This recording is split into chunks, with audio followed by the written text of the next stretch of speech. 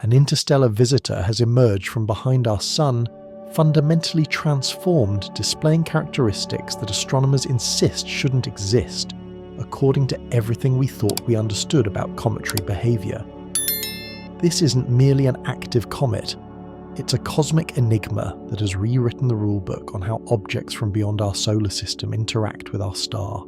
On November 10, 2025, the Virtual Telescope project captured images that stopped researchers mid-sentence. Images showing a complex structured ion tail streaming from 3I Atlas that simply wasn't visible just days before. And here's what makes this impossible. The comet should have looked essentially the same emerging from perihelion as it did approaching it. Maybe a bit more active, certainly brighter, but not transformed into something that challenges the models we've spent decades perfecting. Yet the data doesn't lie. Something profound happened during those critical days when 3I Atlas passed closest to the Sun, hidden from our view by solar glare. And what came out the other side isn't quite what went in. Think about that for a moment. We're tracking an object that travelled light years through the frozen darkness of interstellar space, an ancient visitor from another star system entirely. And in the brief weeks it spent in our Sun's embrace, it changed in ways we're still trying to explain. The transformation isn't subtle, it's not a matter of degree. When you compare the observations from late October to what Gianluca Massi and his team at the Virtual Telescope project documented on November 10th, you're looking at what appears to be a different object entirely, at least in terms of observable characteristics. The ion tail that now dominates the images with its intricate streamers and curved architecture responding to solar wind pressure was geometrically impossible to observe during the comet's closest approach. The viewing angle was wrong. The tail was pointing away from us, hidden behind the nucleus and the dense coma of gas and dust that envelops the icy core. We knew the tail probably existed. Theory demanded it. The fundamental physics of comets in the inner solar system dictates gas emission, but we couldn't see it until suddenly we could. This isn't historical astronomy. This is happening now as you're listening to these words and the data is still coming in. The timeline matters here. Let's establish exactly what we're dealing with. 3I Atlas reached perihelion, its closest point to the Sun, on October 30th, 2025. For several days before and after that date, the comet was essentially unobservable from Earth because it was positioned too close to the Sun in our sky. Solar glare drowns out everything in that region.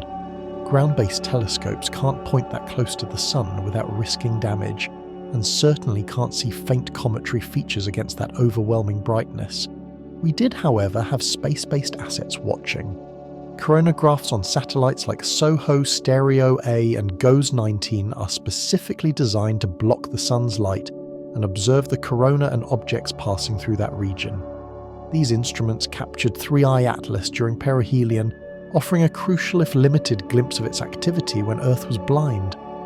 But from Earth's surface we were indeed blind. The comet disappeared into the solar glare in late October, and didn't emerge into observable morning sky until early November. November the 5th marked the first post-perihelion observations as the comet moved far enough from the Sun's position in our sky to be detected again. Even then, the viewing conditions were challenging: low-altitude twilight interference, the comet still relatively close to the solar glare. But observers immediately noticed something. The comet had changed. Reports started circulating through astronomical networks and social media that 3I Atlas looked different. Some claimed it had lost its tail, which, as we'll discover, is a fundamental misunderstanding of what actually occurred. Others noted unexpected brightness levels or a distinct lack thereof, depending on their expectations and equipment. The confusion was understandable. We were seeing the comet from a completely different geometric perspective than we had in late October, and the viewing conditions were still marginal at best. Then came November 10th, the Virtual Telescope project, operating sophisticated robotic telescopes in Italy, under the direction of astrophysicist Gianluca Massi, captured clear images showing 3I Atlas in its post-perihelion state. And there it was, the complex ion tail fully visible, displaying the kind of detailed structure that makes astronomers simultaneously excited and puzzled. excited because detailed structure means detailed data to analyse, puzzled because the complexity itself demands explanation. Most Cometry ion tails are relatively straightforward. Narrow, relatively uniform streams of ionised gas pointing away from the Sun responding to solar wind and radiation pressure. What the November 10th images showed was anything but straightforward. Multiple streamers, curved features variations in brightness and density along the tail's length, the kind of morphology that suggests either complex outgassing patterns from the nucleus or interaction with structured solar wind or both. This level of detail in an ion tail is a Rosetta Stone offering clues about the comet's volatile composition and the dynamic conditions of the solar wind it's traversing. But here's what was gnawing at researchers as those images circulated through professional and amateur astronomy communities. The tail had been there all along. It hadn't suddenly appeared on November 10th. It had been forming and extending throughout the comet's approach to perihelion, growing more intense as solar heating increased, reaching maximum development during and immediately after perihelion passage, when the comet experienced peak temperatures and maximum volatile sublimation rates. We just couldn't see it. Not from Earth. Not until the geometry changed enough to bring that tail into our line of sight. Understanding why requires us to think carefully about orbital mechanics and viewing angles about the three-dimensional reality of solar system geometry that gets flattened into two dimensions when we observe from our single vantage point on Earth. During perihelion 3I, Atlas's ion tail was streaming away from the Sun, as ion tails always do, pushed by solar wind and radiation pressure. But that tail was also pointing almost directly away from Earth because of where the comet was in its orbit relative to our position. We were looking at the tail nearly end on, seeing it foreshortened, compressed into the glowing cloud of the coma, optically hidden behind the brighter nucleus and dust features. As the comet moved along its trajectory after perihelion, the angle changed. The geometric alignment between Earth, Sun and comet shifted in a way that gradually revealed the tail's full extent and structure. By November 10th, that angle had opened enough for us to see what had been invisible before. Not because it didn't exist, but because we were looking from the wrong direction. This geometric revelation immediately raises a more profound question, one that threads through every aspect of what we're about to explore together. If the tail was hidden by viewing geometry, what else might we have missed during those critical perihelion days?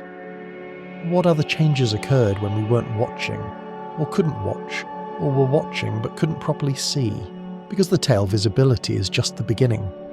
As astronomers compiled their observations from late October through early November, other anomalies began emerging from the data: unexpected brightening rates, non-gravitational acceleration in the trajectory, spectroscopic signatures suggesting unusual composition or activity levels. Each finding independently interesting. Together they form a pattern that demands investigation. And that's exactly what we're going to do. We're going to examine the evidence systematically, piece by piece, building toward a comprehensive understanding of what happened to 3I Atlas during its solar encounter, and what those changes reveal about this interstellar visitor's nature and origin. We'll look at orbital geometry and visibility constraints. We'll analyse what the images actually show and what those features mean. We'll confront the perihelion brightness surge that exceeded theoretical predictions by an astonishing margin. We'll investigate the acceleration anomaly and what it implies about mass loss, an aspect that has sparked considerable debate in the scientific community. We'll address the apparent paradox between calculated mass loss and observable changes, or the lack thereof according to some reports. We'll explore an unexpected opportunity involving spacecraft that may have flown through the comet's tail, potentially providing in situ data from another star system. And we'll synthesize what all of this tells us about interstellar space exoplanetary systems and the diversity of small bodies wandering the galaxy. This is an investigation, and you're part of the team. So let's start where any good investigation begins, with establishing what we can actually observe and why those observations were so geometrically constrained. Why couldn't we see this tail during the most intense period of 3I Atlas's solar encounter? That question seems simple on the surface, but answering it properly requires us to think in 3 dimensions and understand how viewing geometry determines what we can observe in space. The short answer is that the tail was pointing the wrong direction, away from us. But that simplification misses the deeper lesson about how orbital mechanics, solar physics, and observational constraints intersect to create what I'm calling the geometry problem. Let me walk you through this step by step, because once you grasp the geometric situation, everything else about 3I Atlas's post-perihelion physics falls into place. Ion tails always point directly away from the Sun. They're not like dust tails, which can curve along the comet's orbital path due to the particles' ballistic trajectories and radiation pressure effects. Ion tails are thin, straight structures formed by ionized molecules, water ions, carbon monoxide ions, carbon dioxide ions, that are picked up by the solar wind and carried directly away from the Sun at speeds reaching hundreds of kilometers per second. The solar wind is a supersonic flow of charged particles, primarily electrons and protons, constantly streaming outward from the Sun in all directions. It carries its own embedded magnetic field, a frozen-in flux of magnetic energy. When those solar wind particles interact with cometary ions through these magnetic fields, they sweep the ions straight back, creating the characteristic blue-green glow of ion tails that we see in images. These interactions aren't gentle. They're like a cosmic broom sweeping the comet's exhalations directly outwards. At the comet's position on October 29, 2025, at perihelion 3R's, Atlas was at 136 astronomical units from the Sun, roughly 203 million kilometers, placing it between the orbits of Earth and Mars. At that moment, from Earth perspective, the comet was nearly on the opposite side of the Sun from us, though not directly behind it, or we wouldn't have seen it at all. The geometric configuration was such that when we looked toward 3I Atlas, we were looking in roughly the same direction as the comet's ion tail was pointing. Think about this carefully. The tail points away from the Sun. Earth was on one side of the Sun. 3I Atlas was on the other side, moving past perihelion. When you draw a line from the Sun through 3I Atlas extending into space, that line represents the tail's direction, and we were viewing the comet from a direction nearly along that line. Here's where a simple analogy becomes useful. Imagine you're standing behind a car at night, watching it drive directly away from you. You can see the car's body, maybe the rear window if it's lit, but you absolutely cannot see the headlights. They're pointing forward away from you, blocked by the car's structure itself. Now imagine that car turns gradually changing its angle relative to your position. As it turns, more of its side becomes visible, and eventually you can see the glow of the headlights illuminating the road ahead. Even though you're still behind the vehicle, that geometric change doesn't mean the headlights suddenly turned on. They were on the entire time. You just couldn't see them until the angle shifted. That's precisely what happened with 3I Atlas's ion tail. During perihelion, and for several days afterward, we were looking at the comet from a direction that placed the tail directly away from us, optically hidden behind the bright coma and nucleus. The nucleus itself, though small, probably only a few kilometers across based on brightness and activity estimates, is surrounded by a massive cloud of gas and dust called the coma, which can extend hundreds of thousands of kilometers in all directions. When you're looking at a comet nearly tail on, what you see is that enormous glowing coma with the tail compressed behind it, invisible against the brighter foreground material. As the comet moved along its post-perihelion trajectory through early November, the geometric situation evolved rapidly. 3I Atlas's orbital path was carrying it away from the Sun, yes, but also moving it to a position where Earth's perspective changed significantly. The angle between our line of sight and the Sun-comet tail alignment opened up progressively. By November 5th, when the first post-perihelion ground-based observations became possible again, that angle had shifted enough that observers could detect tail material, though reports from that date suggest it was still not prominently displayed. By November 10th, when the Virtual Telescope project captured their detailed images, the angle had opened substantially. We were no longer looking nearly tail on, but rather seeing the comet from an oblique angle that revealed the tail's full extent and structure, extending away from the nucleus. The observations from earlier in Three-Eye Atlas's approach support this interpretation completely. Back in July and August 2025, when the comet was still outbound, from its previous distance and approaching, the inner solar system observers with major telescopes documented a growing ion tail. The Hubble Space Telescope imaged Three-Eye Atlas multiple times, capturing beautiful images showing the developing tail structure as the comet became more active approaching the Sun. The Gemini South Observatory in Chile contributed high-resolution observations tracking the tail's evolution. Those observations occurred when the viewing geometry was favourable.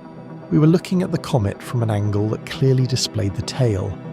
Then, as the comet approached perihelion and the geometric configuration changed, that clear view disappeared. Not because the tail stopped forming, not because activity decreased. Quite the opposite, activity increased dramatically near perihelion, but because the viewing angle became increasingly unfavourable, compressing our view of the tail until it effectively vanished from Earth's perspective. Space-based coronagraphs maintained observation through the perihelion period, precisely because they could observe close to the Sun where ground-based telescopes cannot. Instruments like SOHO's LASCO C3 Stereo A's coronagraph suite and GOES 19's CC1 tracked Three-Eye Atlas through late October and early November, documenting its passage through perihelion from their vantage points in space. These observations confirmed that the comet remained active, that material continued streaming away from the nucleus, that the fundamental cometary processes were operating as expected. But even these instruments were seeing the comet from geometric perspectives that didn't necessarily provide the clear tail views that became possible once Earth-based observatories could observe again from their different vantage point. Understanding this geometry problem is absolutely critical before we proceed, because it explains the apparent disappearance and reappearance of the tail without invoking any mysterious physics or unusual cometary behaviour. The tail didn't vanish and then reform.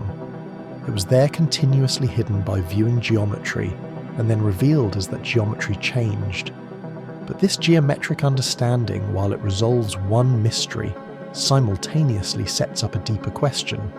If we now have a clear view of the tail and can analyse its structure in detail, what does that structure tell us about what was actually happening to the comet during perihelion?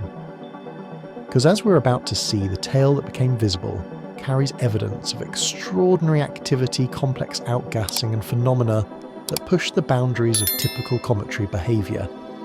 Let me show you what the instruments actually detected. The November 10th images from the Virtual Telescope project aren't just aesthetically striking. They're data-rich documents that reveal specific physical processes occurring within and around Three-Eye Atlas. When Gianluca Massi's robotic telescopes captured those frames, they recorded light that had travelled from the comet to Earth, carrying information encoded in brightness patterns, spatial distributions and spectral characteristics. Our job now is to decode that information and understand what it tells us about the comet's state. The first thing that jumps out in the images is that word astronomers kept using complex. The ion tail displays what researchers describe as complex morphology, meaning its structure shows multiple features variations and detailed organisation, rather than being a simple uniform stream. Look closely at processed versions of these images, and you can distinguish individual streamers within the overall tail structure. Narrow semi-parallel filaments extending away from the nucleus, each potentially representing a distinct outgassing source or a response to structured solar wind flow. It's like watching countless microscopic rockets firing each, creating its own exhaust trail, all being swept back by the solar wind. The tail isn't perfectly straight either. It shows gentle curvature responding to the balance between radial solar wind pressure pushing directly outward and the transverse component of the wind's magnetic field, creating slight lateral forces. This delicate interplay between the comet's emissions and the Sun's omnipresent plasma environment is a complex dance captured in the tail's subtle twists and turns. Some regions of the tail appear brighter than others, suggesting variations in ion density or composition that create differential light emission. Near the nucleus where the tail originates, the structure is densest and brightest. Then it gradually fans out and dims with distance as the ions disperse and the column density decreases. This complexity is notable because not all cometary ion tails look this way. Many comets, particularly less active ones, or those observed at greater distances, display relatively simple ion tails, narrow, fairly uniform structures without much internal variation. The fact that 3I Atlas's tail shows this level of detail suggests intense activity, creating variable outgassing or interaction with solar wind that's structured rather than smooth, or most likely both. Such detailed morphology is a rare treat for scientists, akin to seeing the internal mechanics of a clock rather than just its face. Ion tails form when solar ultraviolet radiation ionizes the neutral gas molecules escaping from the comet's nucleus. Water vapor, carbon monoxide, carbon dioxide, and other volatiles sublimate from the icy nucleus as solar heating increases. These molecules stream away into the coma where solar UV light strips electrons from them, creating ions. The solar wind, which carries its own embedded magnetic field, then picks up these ions and accelerates them to hundreds of kilometers per second, sweeping them away from the sun. The blue-green colour characteristic of ion tails comes from specific emission lines, fluorescence from ionized molecules excited by solar radiation, carbon monoxide ions, CO+ water ions, H2O+, and other species emit light at particular wavelengths in the blue and green portions of the spectrum when their electrons transition between energy levels. That's why ion tails photograph as blue-green structures, distinct from the yellowish or white dust tails that some comets display. The colour itself is a diagnostic. It tells us we're seeing ionized gas rather than reflected sunlight from dust particles. The curvature and streaming patterns visible in the November 10th images tell us about solar wind conditions. The solar wind isn't perfectly smooth or steady. It carries turbulence density variations and structured magnetic fields that create a complex environment for cometary ions. When the wind encounters a comet, it doesn't flow uniformly around it. Instead, the wind drapes around the obstacle created by the comet's ionosphere and coma, creating what's called an induced magnetosphere, a cavity carved out of the solar wind flow by the pressure of cometary gas. The boundary of this cavity isn't smooth. It waves and ripples in response to wind variations. Ions escaping from the nucleus get caught in these structured flow patterns, creating the streamers and variations we observe in detailed images. Now let's expand our perspective to include what space-based instruments observed during the period when Earth-based telescopes couldn't effectively see the comet. The chronograph data from SOHO Stereo and GOES 19 provided continuous coverage through perihelion, capturing 3I Atlas against the backdrop of the inner corona and K-corona brightness. These instruments block the bright solar disk with an occulting disk, allowing them to image the faint corona and objects passing through that region. The data they collected confirmed several critical points. First, the comet survived perihelion intact. There was no catastrophic fragmentation or disintegration event. Some comets, particularly those experiencing their first close solar approach, break apart under tidal stress or thermal shock near perihelion. 3I Atlas remained a coherent object, a testament to its structural integrity, whether intrinsic or acquired during its interstellar voyage. Second, the comet exhibited strong activity throughout perihelion passage. The coronagraph images show prominent tail material streaming away from the nucleus, confirming that outgassing was vigorous and continuous. Particularly interesting were the observations from SOHO's LASCO C3 coronagraph, which has the widest field of view among these instruments and captured 3I Atlas's tail, extending across significant angular distances. Sequential images from late October through early November documented how the tail orientation changed, not because the tail itself was rotating, but because the comet's position relative to the observer was changing continuously as both the spacecraft and the comet moved along their respective paths. These space-based observations complemented the ground-based data by filling in the observational gap, ensuring we have a relatively complete timeline of the comet's behaviour through the perihelion period. What we're seeing in all these images, both space-based and ground-based, is evidence of a highly active interstellar comet responding vigorously to solar heating. The intensity of that response, however, surprised researchers in ways we need to examine carefully. When you track the comet's brightness through the Perihelion period using the space-based observations, a striking pattern emerges. The comet brightened much more rapidly approaching perihelion than standard cometary models predicted. This brings us to one of the central puzzles that astronomers have been wrestling with since the data started coming in. Why did 3I Atlas brighten so dramatically? And what does that tell us about its composition and structure, perhaps hinting at its origins in a distant star system? Before we dive into the brightness anomaly, there's one more aspect of the visual observations worth noting. Several reports from early November claim that the tail had disappeared, or that the comet looked dramatically different in a way that suggested structural changes. As we'll explore shortly, these reports reflect genuine observational changes, but not the interpretation initially attached to them. The tail didn't disappear in the sense of ceasing to exist, or the comet suddenly stopping its activity.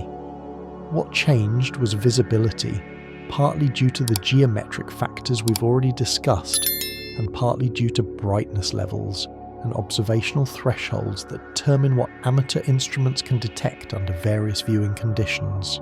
Professional facilities continued tracking tail material throughout this period, but for smaller telescopes and visual observers, the comet's appearance shifted enough to generate confusion. That confusion is understandable and actually reveals important lessons about how we observe and interpret cometary behaviour. But it also led to some misleading claims circulating through social media and less careful news coverage, claims we'll need to address directly when we get to the mass loss discussion. For now, the key takeaway from the imaging data is this: 3I Atlas displayed a complex structured ion tail, indicative of vigorous activity and significant outgassing. The tail's morphology suggests either variable outgassing from the nucleus creating multiple emission sources, or interaction with structured solar wind flow, or most likely both operating simultaneously. The tail was present throughout the perihelion period, but only became clearly visible from Earth once the viewing geometry shifted after early November. And the overall activity level suggested by this prominent tail structure sets the stage for understanding why researchers detected such unusual brightness behaviour and trajectory anomalies in the data. Because active comets do more than just produce pretty tails, they lose mass, they change trajectories, they reveal their internal composition through the patterns of their outgassing. And as we're about to see what 3I Atlas revealed about itself, challenge some comfortable assumptions about how interstellar comets should behave. Now we need to talk about what happened to 3I Atlas's brightness as it approached the Sun, because this is where observations started deviating significantly from theoretical predictions. When astronomers track a comet's brightness over time, they're not just collecting aesthetic data. They're measuring the intensity of light production, which directly correlates to activity levels, gas and dust production rates, and ultimately to the physics of how solar heating drives volatile sublimation from the nucleus. Brightness measurements combined with distance from the Sun allow researchers to characterize how responsive a particular comet is to solar heating.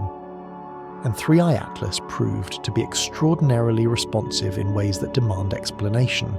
The standard way to characterize cometary brightness behavior is through a power law relationship between brightness and solar distance. Astronomers express this as magnitude varying with the heliocentric distance, raised to some power written as r to some exponenton. For most comets, that exponent falls somewhere between 3 and 4, meaning brightness increases roughly proportional to distance to the third or fourth power as the comet approaches the Sun. This makes physical sense. As distance decreases, solar heating increases more volatiles, sublimate more gas and dust enter the coma, and the comet brightens. An exponent of a 4 means that if you halve the distance to the Sun, brightness increases by a factor of 16 to 2 to the 4th power. That's already quite significant brightness amplification for relatively modest distance changes. 3I Atlas didn't follow that pattern. According to analysis by Qichang Zhang and Carl Battams, researchers who carefully examined the space-based coronagraph photometry through Perihelion, the comet's brightness scaled with solar distance raised to the power of 7.5. Let me emphasize what that means. An exponent of 7.5 is roughly double the typical value. And because we're dealing with exponential relationships, that seemingly modest factor 2 difference in the exponent translates to massive differences in actual brightness changes. With an exponent of 7.5 halving, the distance to the Sun increases brightness by a factor of 181, 2 to the 7.5 power. That's more than an order of magnitude brighter for the same distance change that would produce 16-fold brightening in a typical comet. This extreme responsiveness suggests something truly unique about this visitor. This extraordinary brightness response tells us something fundamental happened to 3I Atlas as it approached perihelion. The most straightforward interpretation is that the comet possesses either an unusually volatile composition that sublimates vigorously at relatively modest temperatures, or a structure that maximizes surface area and gas production efficiency, or both. Comets with higher proportions of highly volatile ices, carbon monoxide, carbon dioxide, methane, nitrogen, start outgassing at greater distances where solar heating is still relatively weak. As these supervolatiles sublimate, they can create subsurface pressure that fractures the ice matrix, exposing fresh material and accelerating the sublimation process in a feedback loop. The closer the comet gets, the more intense this process becomes, potentially explaining why brightness increased so dramatically. But there's another layer to this story that's circulated widely and needs clarification. Multiple sources reported that 3I Atlas changed colour during perihelion passage, becoming distinctly bluer than the Sun in spectroscopic observations. This finding spawned considerable speculation about compositional changes or surface alterations. Let me be very precise about what actually occurred here, because this is a case where accurate science got tangled with misleading interpretation. The colour change report stemmed from spectroscopic analysis of the light coming from 3I Atlas during perihelion. When researchers measured the spectral properties of that light, essentially breaking it down into its component wavelengths, they found that the comet's light was bluer than pure reflected sunlight would be. Now, this doesn't mean the nucleus itself changed colour in some dramatic way. What it means is that the light we were receiving from the comet had a higher proportion of blue wavelengths relative to red wavelengths compared to sunlight, indicating that gas emission was contributing significantly to the total light output, not just reflected sunlight from the dust. Here's the crucial distinction. Comets produce light through two main mechanisms.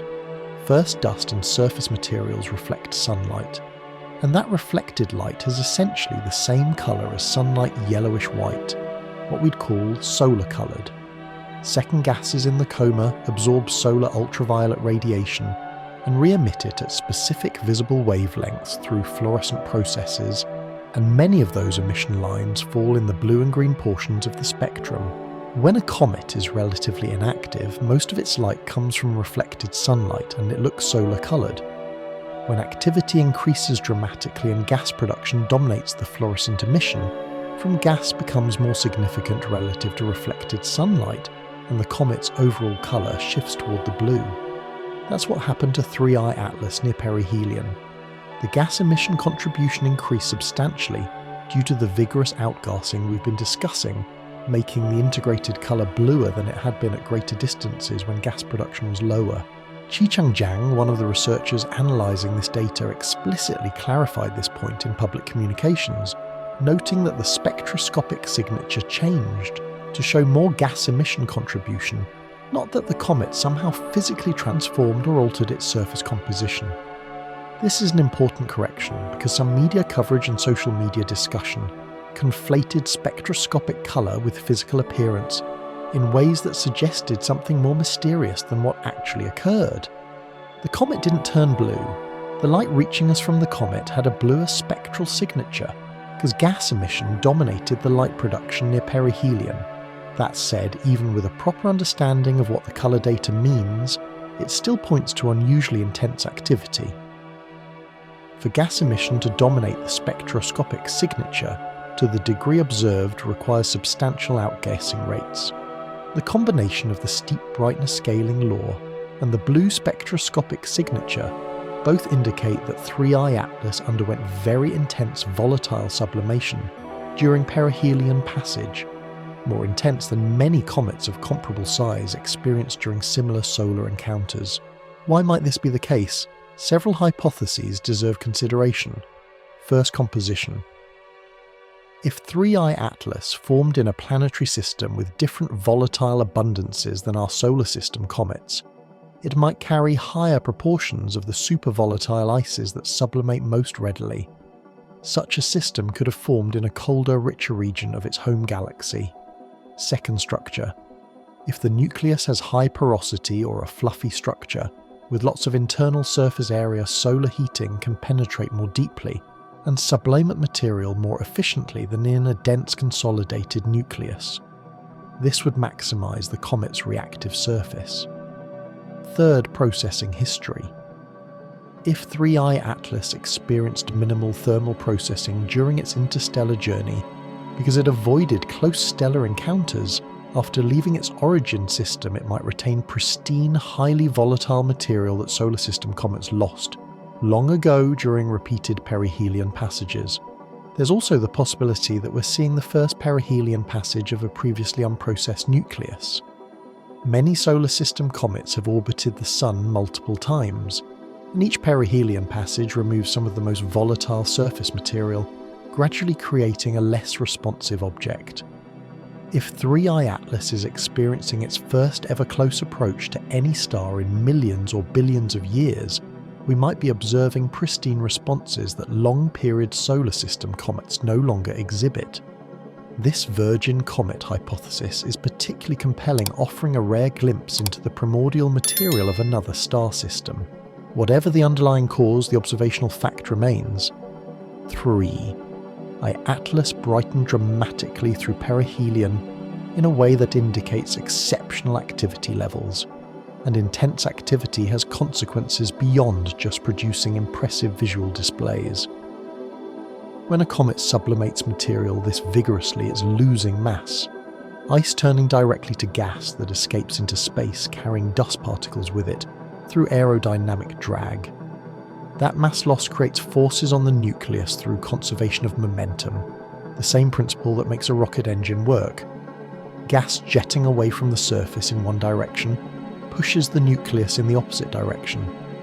If the mass loss is significant enough, these forces become detectable as changes in the comet's trajectory, which brings us directly to one of the most significant and controversial aspects of 3I Atlas's perihelion passage, the detection of non-gravitational acceleration in its orbit, and the extraordinary implications of what that acceleration measurement might mean for how much of the comet's mass disappeared during its solar encounter.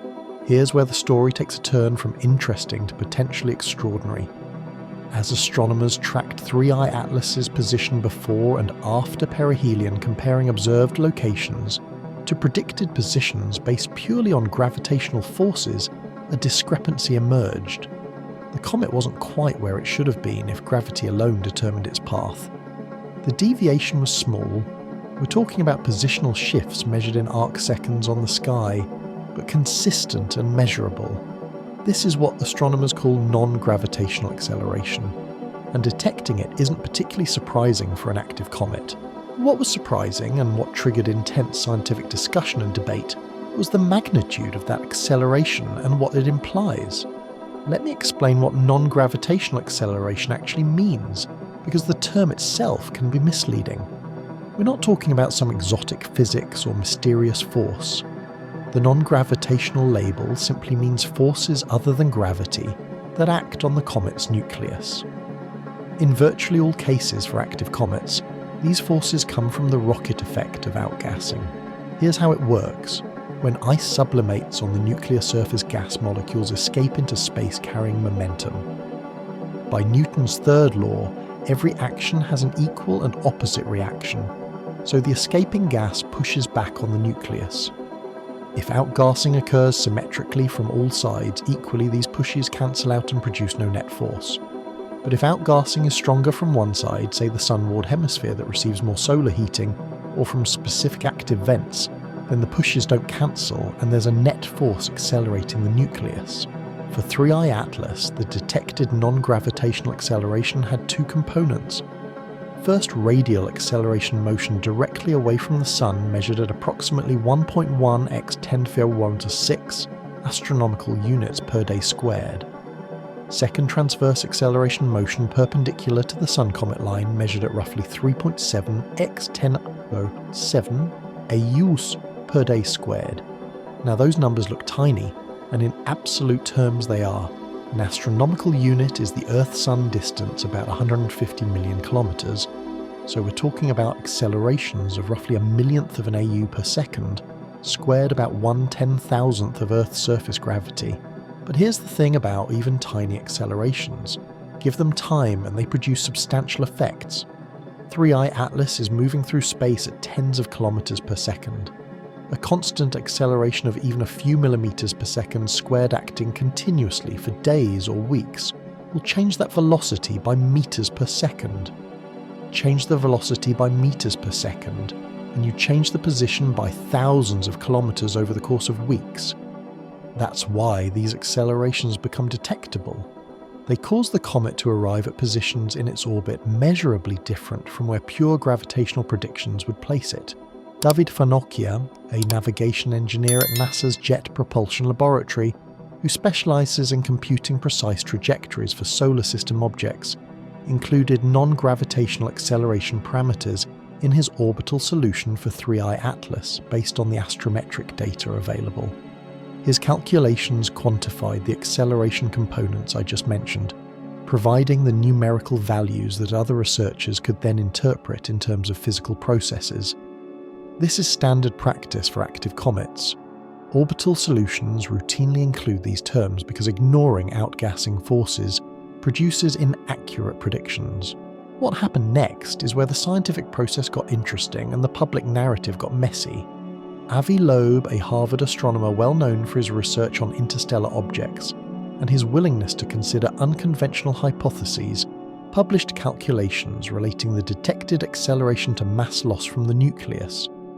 Using the rocket equation and making assumptions about the efficiency of momentum transfer from escaping gas to the nucleus, Loeb calculated that producing the observed acceleration would require 3I Atlas to lose approximately 10 to 13% of its total mass over the course of 1 month centered on perihelion. Let that sink in for a moment. We're not talking about shedding a thin surface layer. We're talking about potentially a tenth of the entire object's mass ejected into space in a matter of weeks. For comparison, imagine if Earth lost 10% of its mass. That would be catastrophic. It doesn't even begin to cover it. Now, comets aren't gravitationally bound like planets, and mass loss through sublimation is exactly what comets do. But losing that much that fast is remarkable if true. It would indicate either that the nucleus was much smaller than estimates suggested, so that a given absolute mass loss represents a larger fractional loss, or that the outgassing was extraordinarily intense, or both. Loeb's calculations triggered immediate responses from other scientists, some supportive, many skeptical. The skepticism centered on several points. First, the statistical significance of the non-gravitational acceleration detection itself. While Farnokia's orbital solution included these parameters, the formal uncertainties on those parameters are substantial because the astrometric data, the positional measurements of the comet, have limited precision, especially for a fuzzy extended object rather than a point source. Some researchers argued that the acceleration detection might not be statistically robust enough to support firm conclusions without further data. Second, even if the acceleration is real, converting it to mass loss requires assumptions about outgassing geometry, gas velocity, momentum, coupling efficiency, and nucleus mass, all of which carry uncertainties. Different assumptions can produce significantly different mass loss estimates. For instance, if the outgassing is highly collimated in jets, it would be more efficient at producing acceleration for a given mass loss than if it were a diffuse uniform outflow. Third, and perhaps most telling, several astronomers examined images of 3I Atlas from before and after perihelion, and reported that they couldn't see obvious evidence for such dramatic mass loss. The nucleus size appeared unchanged within measurement uncertainties. The overall activity level seemed consistent with a comet that had lost material, but not 10% of its entire mass. This created an apparent paradox calculation suggesting extreme mass loss observations, suggesting modest changes. How do you reconcile that? The scientific debate around these questions is ongoing and actually represents the research process working exactly as it should.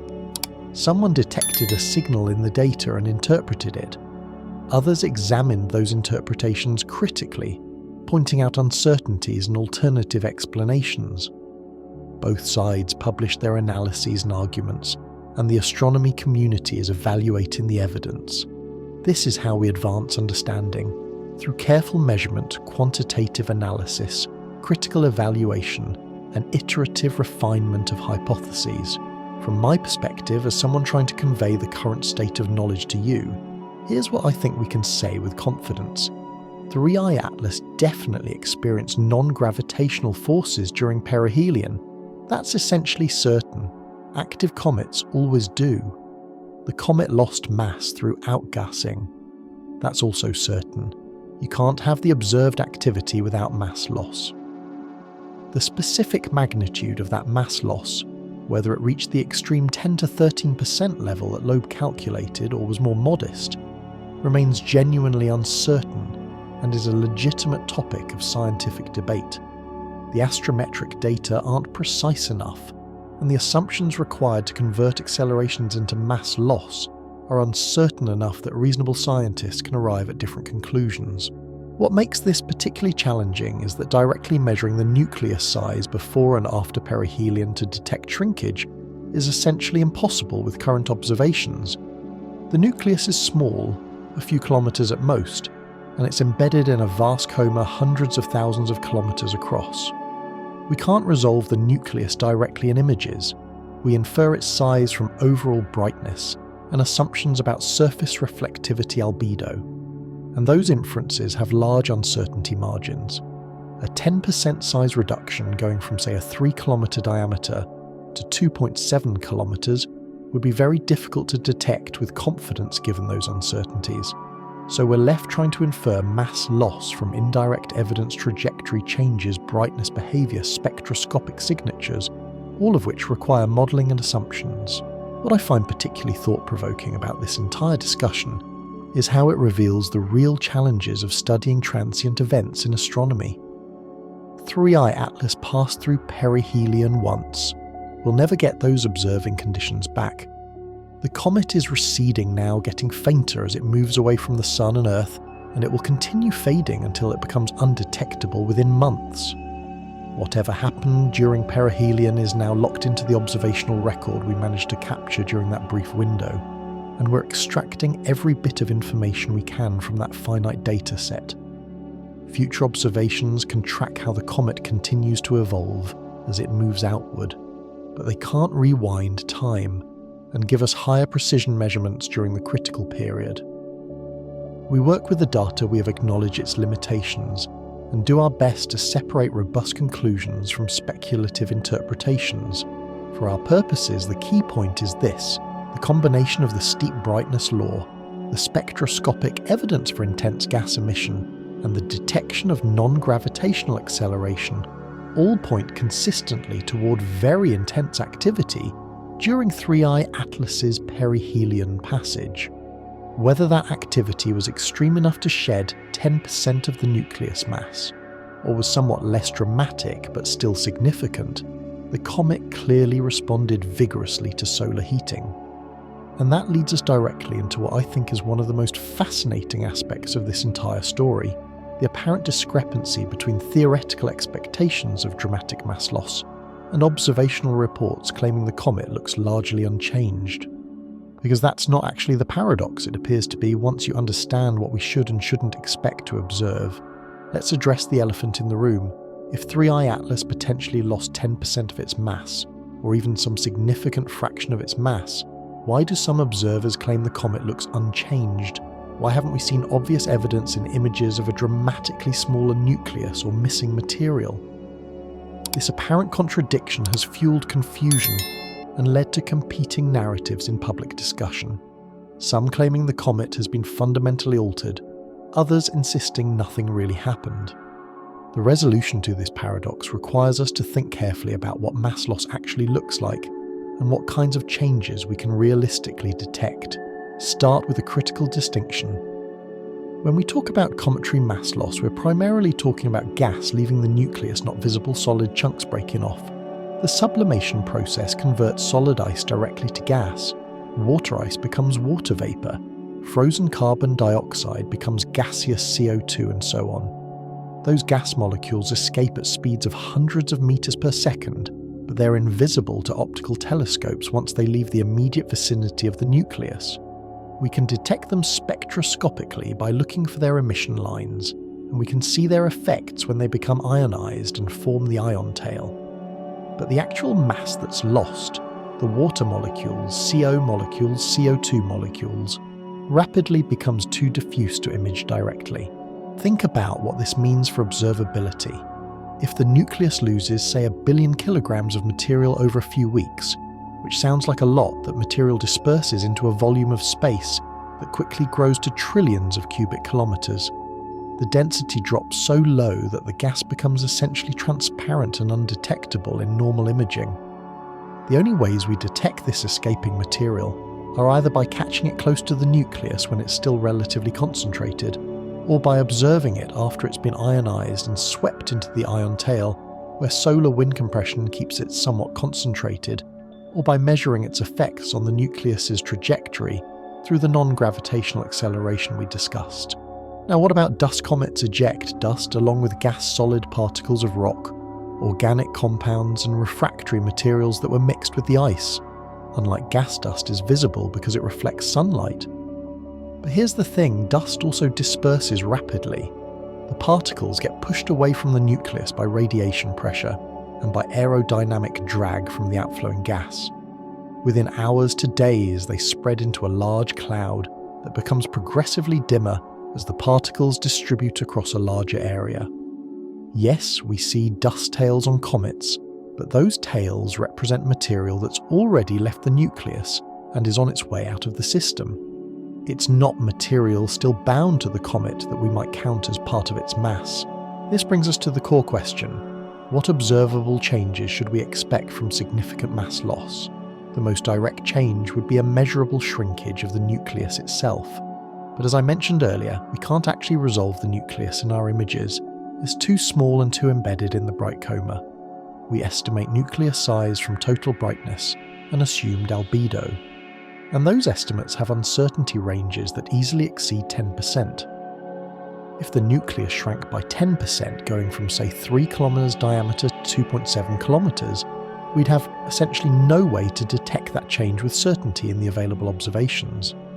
The photometric signature would be ambiguous because brightness depends on both size and activity level was changing drastically through perihelion anyway. Another potential observable would be changes in coma morphology or dust production patterns that might indicate the nucleus lost structural integrity or altered its surface properties. Some observers would argue they haven't seen such changes. The comet's coma and dust production in post-perihelion images look qualitatively similar to pre-perihelion observations, accounting for the different viewing geometry and distance. Others would point to the complex ion tail structure as evidence of substantial outgassing and, by extension, mass loss. Both observations can be simultaneously true because they're measuring different aspects of cometary activity. Then there's the question of the tail's visibility that we discussed earlier.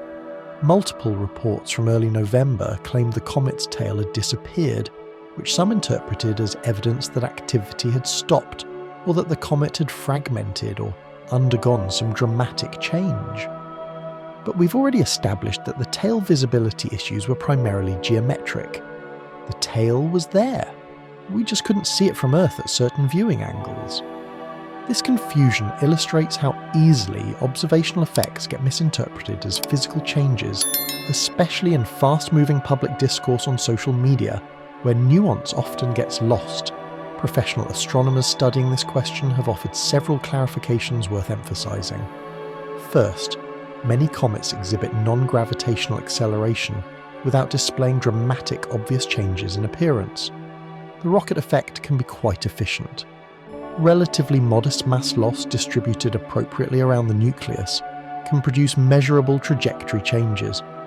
You don't necessarily need 10% mass loss to explain the acceleration. Smaller amounts might suffice with the right outgassing geometry. Second, the absence of a visible tail doesn't mean absence of activity. Tails are observable manifestations of activity, but they're not perfect indicators of mass loss rates. A comet can be losing substantial mass through gas emission that's too diffuse to image, while appearing to have a weak tail simply because viewing geometry or ionization conditions don't favour tail visibility. Third, and perhaps most important, expecting to see dramatic before and after differences in a comet's appearance from mass loss on the order of several percent to 10% is probably unrealistic, given the observational constraints and the timescales involved. Think about it, the nucleus is a few kilometres across, embedded in a coma tens to hundreds of thousands of kilometres across, observed from over 100 million kilometres away. We're not looking at microscope slides here. We're trying to detect subtle changes in a barely resolved extended object against the limitations of Earth's atmosphere telescope resolution and detector sensitivity.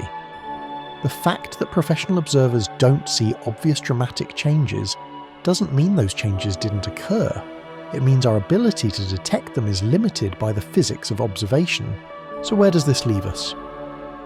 The most reasonable interpretation, synthesizing the various lines of evidence and expert opinions, is that 3I Atlas definitely lost mass during perihelion.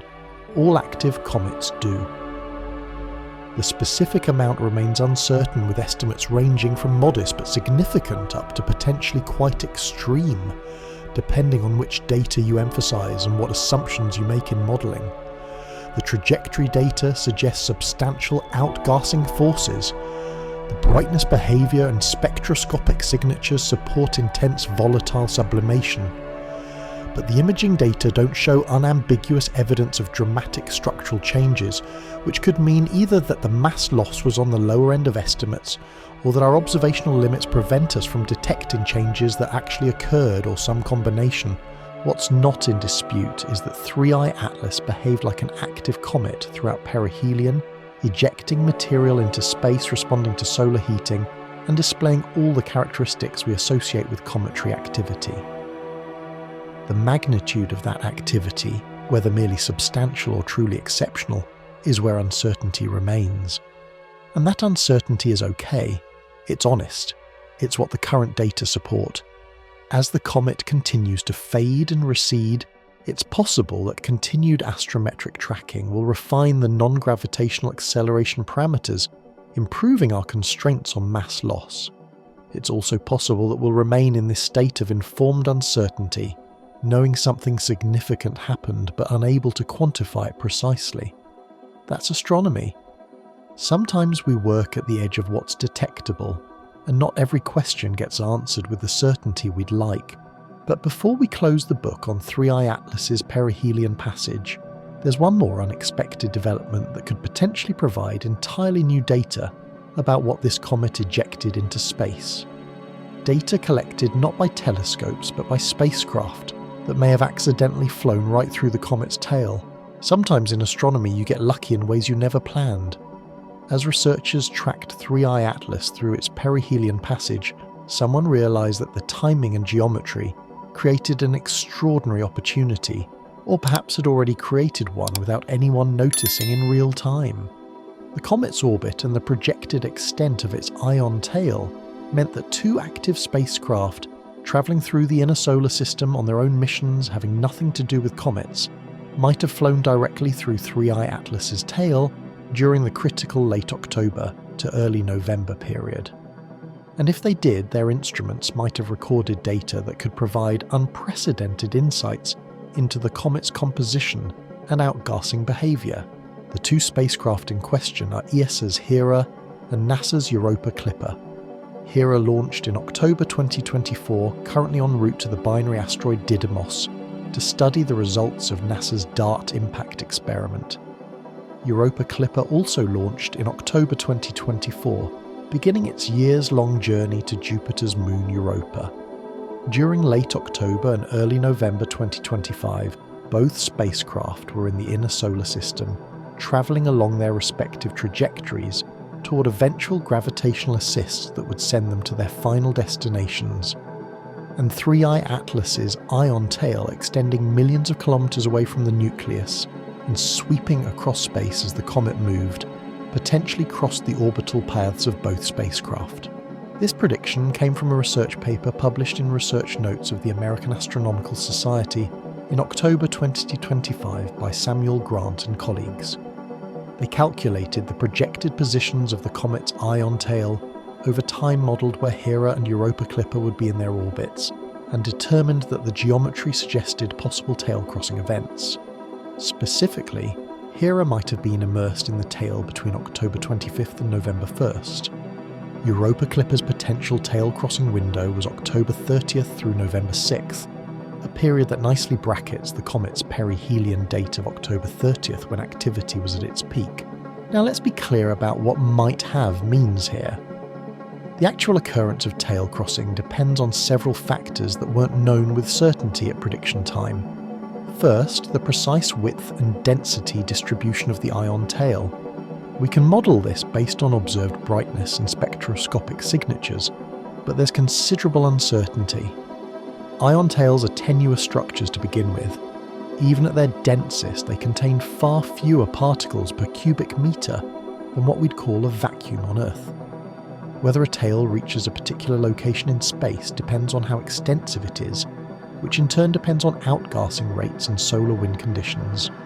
Second, small uncertainties in both the comet's orbit and the spacecraft trajectories propagate over days into position uncertainties that could mean the difference between tail immersion and a near miss. But let's assume the geometry worked out and one or both spacecraft did traverse the tail. What would that mean? Both spacecraft carry instrument suites designed for their primary missions. Hera has cameras and sensors for asteroid characterization.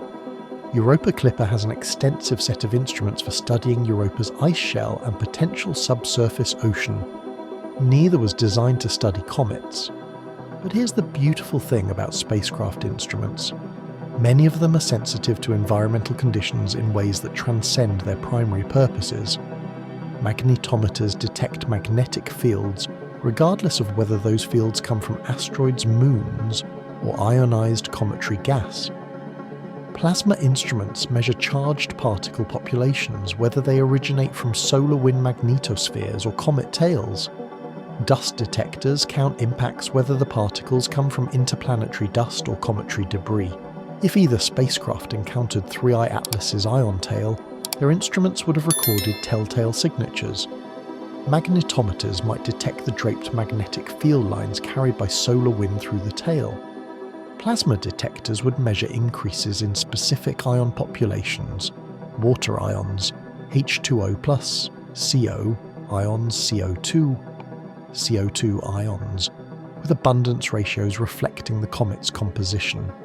The beauty of in situ measurements as opposed to remote observations is that you're directly sampling the material rather than inferring composition from spectra. You can distinguish between ions of the same element in different molecular forms. You can measure isotopic ratios. You can detect minor constituents that would be impossible to observe spectroscopically from Earth.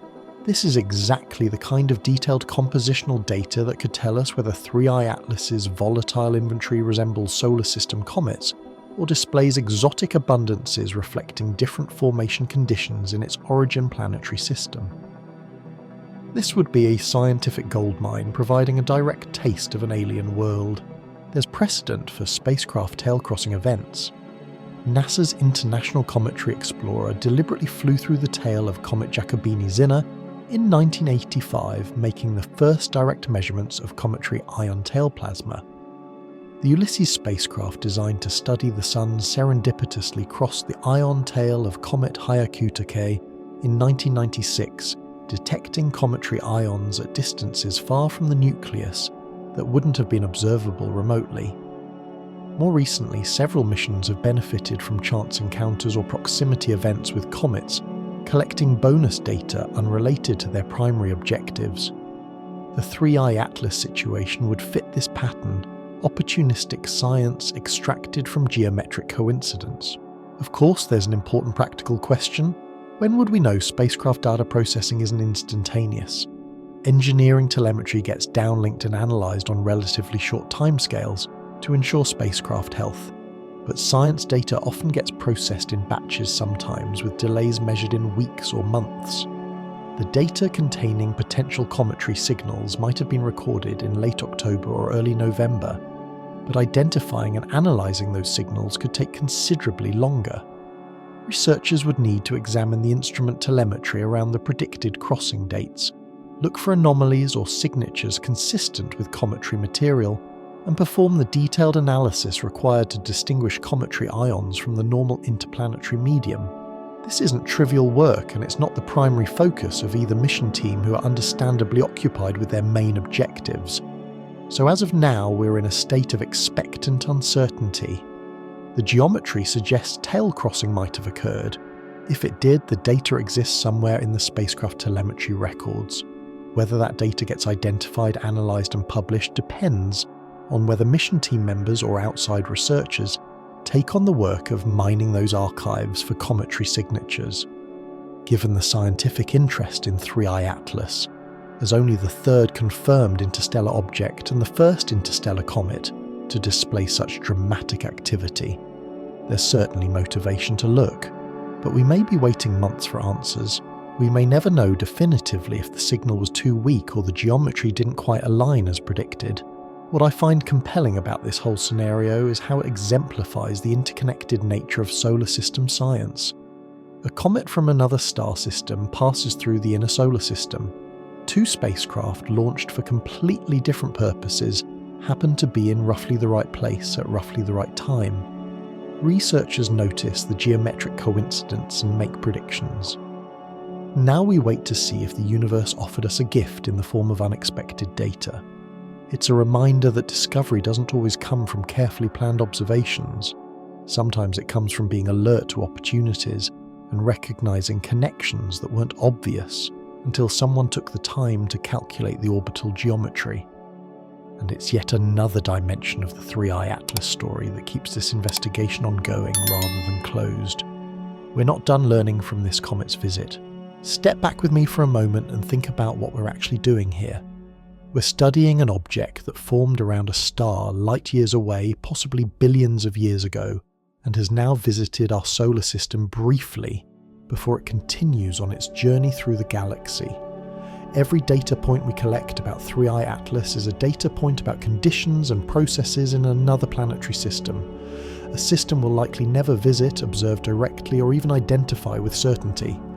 This comet is in a very real sense a physical sample from interstellar space, carrying information about its birthplace and its journey encoded in its composition, structure and behaviour. What does that information tell us? Let's start with composition, because the unusual activity we've documented points to a specific volatile inventory. The intense brightening near perihelion, the strong spectroscopic signature of gas emission, and the vigorous outgassing required to explain non-gravitational acceleration all suggest 3i Atlas is rich in volatile ices that sublimate readily. This isn't universally true of all comets. Solar system comets display a range of volatile content. Some are dominated by water ice with modest amounts of other species. Others carry substantial quantities of carbon monoxide, carbon dioxide, methane, and other supervolatiles. Where a comet forms in its planetary system influences what ices it incorporates. Objects forming closer to the star condense from warmer material with less volatile species.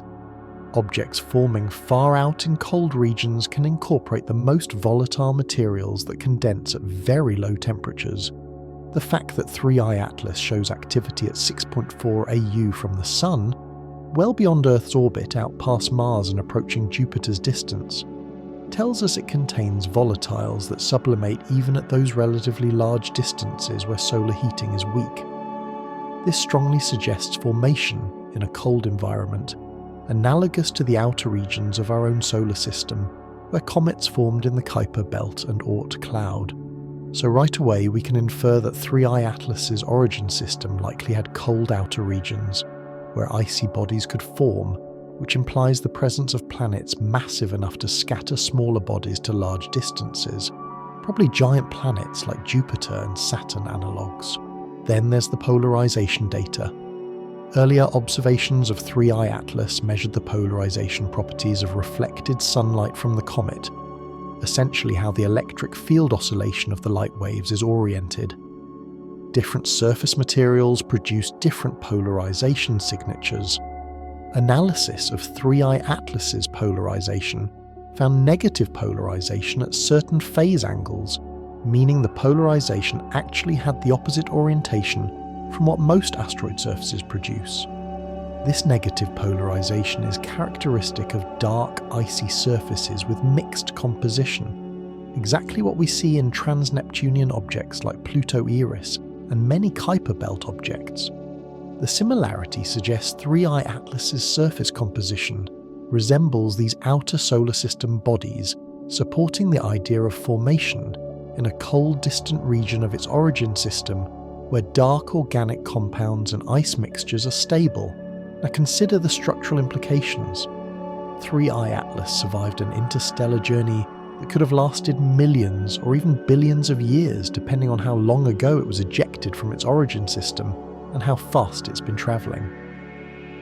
During that journey, the comet experienced exposure to cosmic radiation, occasional impacts from interstellar dust grains, and the thermal fluctuations of travelling through varying regions of the galaxy. Yet it arrived at our solar system structurally intact, not a cloud of fragments, but a coherent nucleus that behaved like a normal, if highly active comet during perihelion passage. This tells us something about either the inherent strength of icy bodies that form in planetary systems or about the relatively benign nature of interstellar space for objects of this size, or both. The fact that 3I Atlas's nucleus remained intact during perihelion also provides constraints. Tidal forces from the sun, thermal stress from rapid heating, and the mechanical stress of vigorous outgassing could potentially fracture a weak or loosely bound nucleus. The comet survived these stresses, suggesting some minimal level of structural integrity. Whether this reflects primordial consolidation during formation or modification during its interstellar journey is unclear, but it's a critical data point about the physical properties of interstellar comets. Now let's place 3I Atlas in context with the other confirmed interstellar visitors. First came Oumuamua, detected in October 2017 as it was leaving the solar system.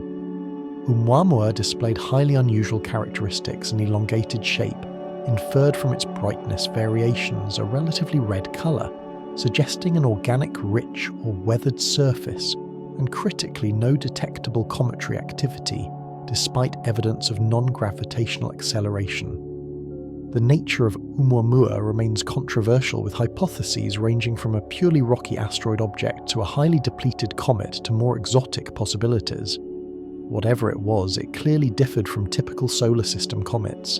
It was a true alien. Then came 2I Borisov, discovered in August 2019, approaching perihelion. Borisov was refreshingly normal. It looked like a comet acted like a comet and displayed activity and composition very similar to solar system comets. It showed gas and dust emission developed a coma, and tails and spectroscopic observations indicated volatile composition within the range of solar system comet values. Borisov essentially taught us that at least some interstellar comets are familiar. Planetary systems produce comet-like objects similar to what our own system produced. Now 3I Atlas is definitely a comet displaying vigorous activity and clear cometary morphology. But its behaviour pushes toward the extreme end of cometary activity levels. The brightness surge near perihelion, the potential for very significant mass loss, the intensity of outgassing. These characteristics suggest either unusual composition or unusual structure, or both. So we have 3 interstellar objects and all 3 differ from each other. Oumuamua was inert and odd. Borisov was active and normal. 3I Atlas is active and intense. That's a 100% diversity rate so far, 3 objects, 3 distinct profiles. What does this diversity tell us about exoplanetary systems and small body populations? First, it confirms that planetary systems produce wide varieties of small objects just like our solar system does. We have rocky asteroids, metallic asteroids, icy comets, mixed ice rock objects, and everything in between. Apparently other systems do too. Second, it suggests that the formation environments and processes operating in other planetary systems can produce both familiar-looking objects and exotic ones. Borisov could have formed in our solar system and wouldn't look unusual. Oumuamua would be strange anywhere. 3I Atlas seems like an extreme version of something familiar. A comet on steroids, you might say. Third, and perhaps most profound, this diversity tells us we cannot simply extrapolate from solar system experience when predicting what interstellar objects will look like. Every planetary system forms under slightly different conditions, different stellar mass, different metallicity in the protoplanetary disk, different arrangements of giant planets, different dynamical histories. These variations propagate into the small bodies those systems produce. Some systems might form mostly rocky objects, others might produce ice-rich populations, some might have intense bombardment histories that fragment and grind down their small bodies, others might have quiescent histories preserving primordial structures. The objects that eventually get ejected into interstellar space carry the signatures of these formation and evolutionary differences. For 3I Atlas specifically, the evidence points to formation in a cold outer region of a planetary system that had giant planets capable of scattering objects, likely with a volatile-rich protoplanetary disk that allowed substantial incorporation of supervolatile ices. The structural integrity suggests some consolidation process, perhaps analogous to what produced Kuiper belt objects in our own system. The object then got ejected, probably through gravitational interaction with a giant planet, and spent some period travelling through interstellar space before eventually encountering our Sun. We cannot determine which star 3I Atlas came from. The trajectory data aren't precise enough to backtrack the orbit reliably for the thousands or millions of years required to identify a point of origin. The comet's velocity in the galactic reference frame and its incoming trajectory vector do constrain possibilities to some degree, but not uniquely.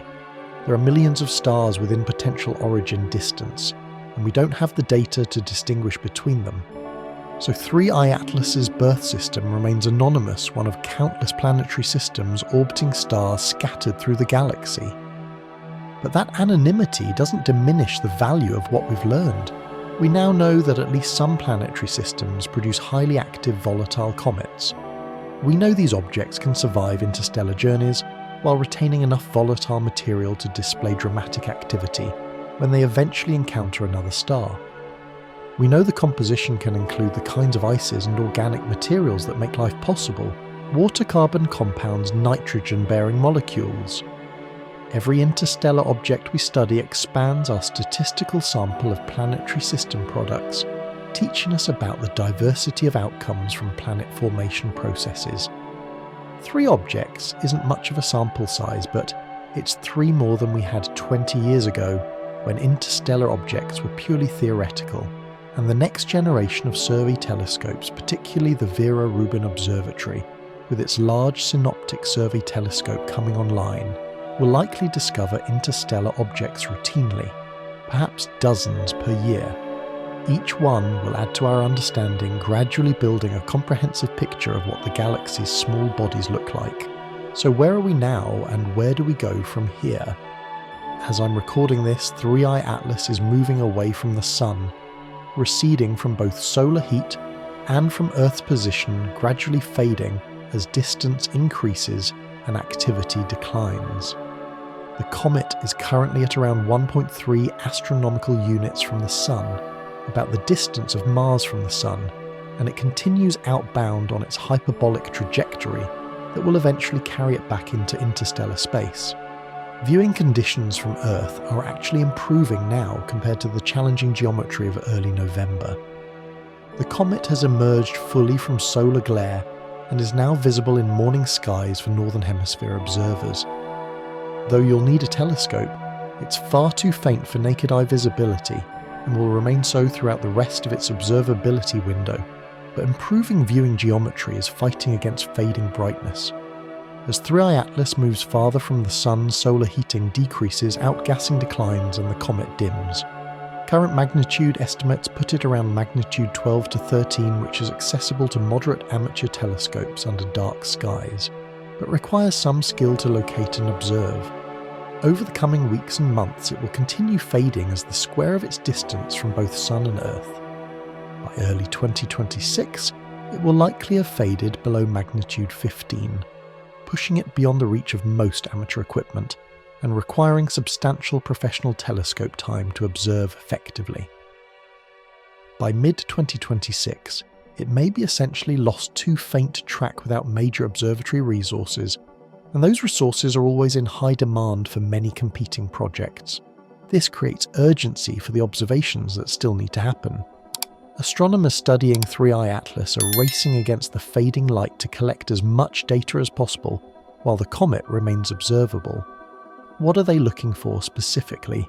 Several key observations could significantly advance our understanding.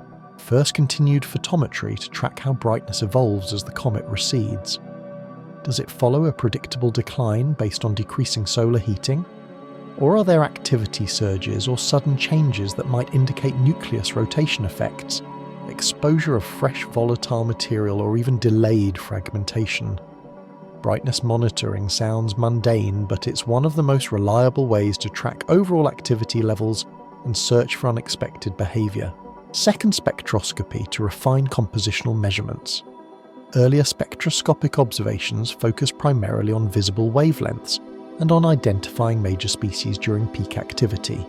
Now, with the comet in a different activity state and different viewing geometry, additional spectroscopy could identify minor constituents, measure isotopic ratios if signals are strong enough, and track how the gas production mix changes with heliocentric distance. Different volatile species sublimate at different temperatures, so as the comet cools, moving away from the Sun, the relative abundances of different gases in the coma will shift. Tracking these shifts constrains the temperature dependence of sublimation and provides clues about ice distribution within the nucleus. Third, high-resolution imaging to monitor coma morphology and search for any evidence of structural changes. If the nucleus did lose substantial mass, or if surface features change significantly, there might be observable consequences in the coma jets, pointing in different directions, asymmetries in dust distribution, or changes in rotational light curve. These are subtle effects requiring careful observation and analysis, but they could provide crucial evidence for or against the more extreme mass loss scenarios. Fourth, and perhaps most important, continued astrometry, precise position measurements, to refine the orbital solution and improve constraints on non-gravitational acceleration. More data points over a longer time frame will reduce the uncertainties in the acceleration parameters. If the acceleration is real and robust, that will become increasingly clear as more measurements accumulate. If it's marginal or potentially artifactual, due to measurement uncertainties that will become apparent too. This is how astronomy works. You make preliminary measurements, you refine them with more data, you gradually converge on robust answers. The current state of debate around 3i Atlas's mass loss reflects where we are in that process. Early measurements suggesting something interesting, debate about significance and interpretation, and the need for more data to resolve questions. There's also the possibility of discoveries from archived data. When a new object of interest is identified, astronomers often search archives to see if it was inadvertently captured in old images taken for other purposes. Surveys like Pan-STARRS, the Catalina Sky Survey and others routinely image large portions of the sky. There's a chance 3i Atlas appeared in some of those images before its formal discovery.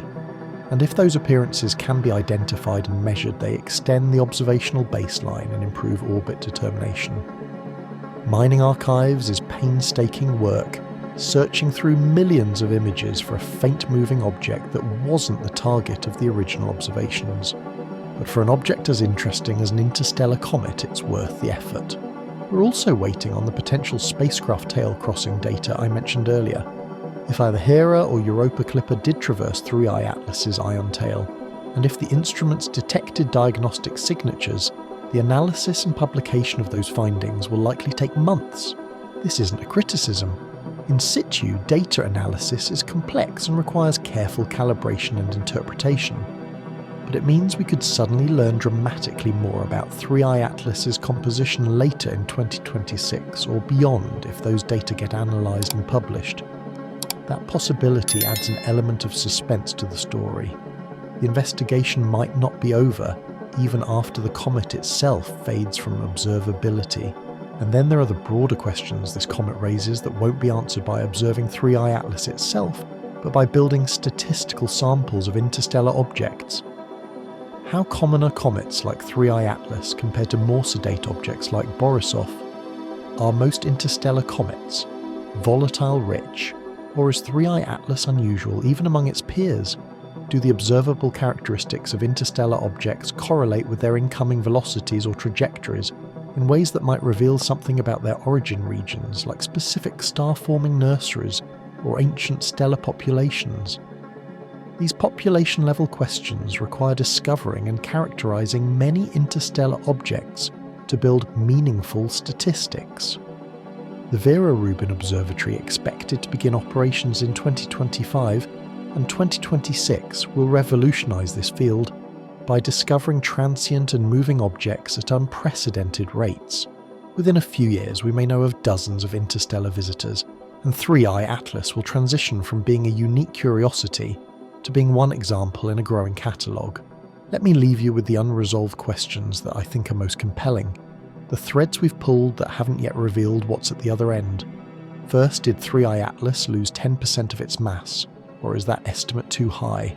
The refined astrometry and continued analysis will eventually constrain this better, but we might remain in a state of uncertainty depending on how much more data gets collected before the comet fades. Second, what is the comet's rotation state? And does it explain any of the observed activity patterns we haven't had enough continuous monitoring to determine rotation period or axis orientation? And those parameters could reveal whether jets from specific active areas on the nucleus drive the observed behaviour. Third, does the complex ion tail structure vary with time in ways that reflect solar wind conditions or intrinsic changes in outgassing? Time domain imaging could answer this if someone commits the telescope resources. Fourth, and most tantalisingly, did those spacecraft fly through the tail and collect direct composition data? That answer might come months from now, or might never come if the data doesn't exist or goes unanalyzed. This is where I want you to engage with this ongoing story. If you found this investigation compelling, if you're invested in understanding what this interstellar visitor revealed during its brief time in our cosmic neighbourhood, then make sure you're positioned to hear about future developments. Hit that subscribe button and turn on notifications so you don't miss follow-up coverage as new data emerges. Drop a comment telling me which aspect of the 3I Atlas story you find most intriguing, the mass loss mystery, the potential spacecraft encounter, the implications for planetary systems, or something else entirely. And share this with anyone you know who appreciates real science at the edge of discovery. Because this is what cutting-edge astronomy looks like. It's not neat and finished. It's ongoing, debated, provisional, gradually converging on truth through careful observation and analysis. We're watching scientific understanding develop in real time, and you're now part of the community following this investigation. 3I Atlas came from another star system, spent a few brief weeks in ours, and is now leaving never to return. But the questions it raised and the data it provided will keep researchers occupied for years, gradually revealing what this unexpected visitor taught us about the cosmos beyond our sun. That investigation continues, and I'll be here to guide you through the discoveries as they emerge. Until then, keep looking up, Stay curious and remember that out there in the darkness between the stars, more visitors are travelling toward their own eventual encounters with our solar system, each one carrying new questions and new answers about the universe we inhabit.